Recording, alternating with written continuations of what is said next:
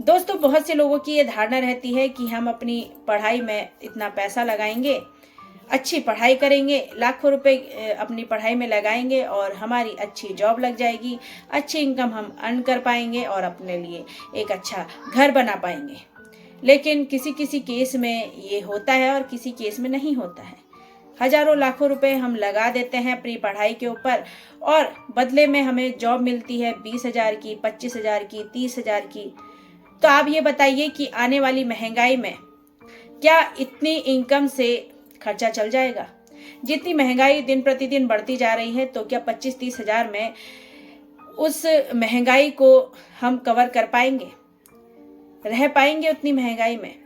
जो आटा 8 रुपए किलो होता था पहले, वो आज 25-30 रुपए किलो हो गया है। तो आने वाले टाइम पे और कितनी महंगाई बढ़ जाएगी। तो दोस्तों, उसी वजह से हमें भी अपनी स्किल्स को डेवलप करना पड़ेगा। सिर्फ पढ़ाई के प्रति ही आश्रित मत रहिए।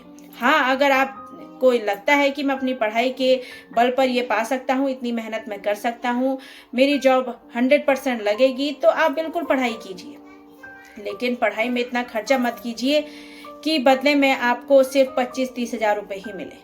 इसके बदले आप अपनी स्किल्स को डेवलप कीजिए। जैसे कि आजकल कम्युनिकेशन स्किल्स इतनी चल रही है कि लोग लाखों करोड़ों रुपए इसी से कमा रहे हैं। वेब डिजाइनिंग, डांसिंग, ट्यूशन पढ़ाना, लोग 60-60, 70-70 हजार रुपए ट्यूशन पढ़ा रहे हैं बच्चों को, इतना कमा रहे हैं। तो दोस्तों, आप में क्या कमी है? आप भी तो अपनी स्किल्स को डेवलप कर सकते हैं। चाहे कोई भी स्किल्स हो, आप डेवलप कीजिए और उससे अर्न करना शुरू कीजिए। तो देखिए, आप भी अपने माता पिता के सहारे बन जाएंगे।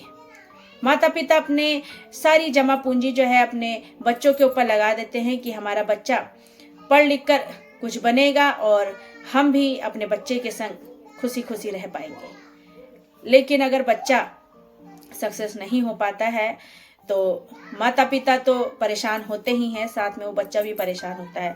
इससे अच्छा आप ये कीजिए कि आप अपनी स्किल्स को डेवलप कीजिए, जिससे माता पिता अपनी जो जमा पूंजी है उसको बचा कर रखें और वो भी किसी पर डिपेंड ना रहें, और उन्हें भी यह संतुष्टि बनी रहे कि हमने भी अपने बुढ़ापे के लिए कुछ पैसे जमा किए हैं। तो दोस्तों, बहुत से लोग शादियों में खर्चा कर देते हैं कि उसने तो इतने लाख की शादी करी, मैं इतने लाख की करूंगा।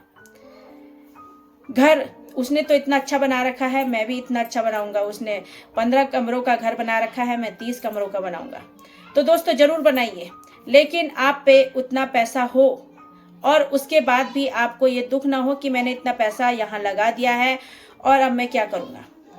आपको ये दुख नहीं होना चाहिए, आपको ये परेशानी नहीं होनी चाहिए इतना पैसा खर्च करने के बाद। अगर आपके पास इतना पैसा है तो आप बेशक खर्चा कीजिए।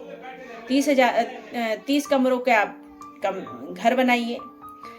महंगी आप कार भी ले सकते हैं अगर आप इतना कमाते हैं तो। लेकिन आप अगर नहीं कमाते हैं तो दूसरों का देखा देखी हमने नहीं करना चाहिए, क्योंकि अगर दूसरों का देखा देखी करेंगे कि उसने तो इतना अच्छा सूट पहना है, उसने इतनी अच्छी टी शर्ट पहनी है, मुझे भी चाहिए, तो दोस्तों आप कभी ग्रो नहीं कर पाएंगे।